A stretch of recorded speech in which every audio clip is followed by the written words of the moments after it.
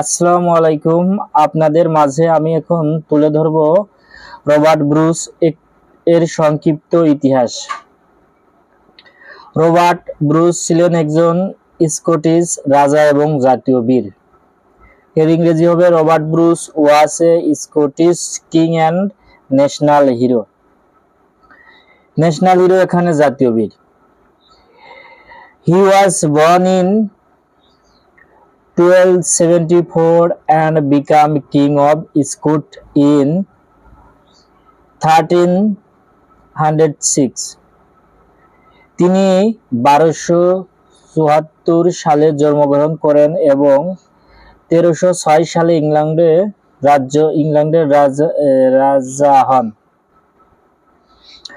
His greatest achievement was fighting for Scotland's independence from England.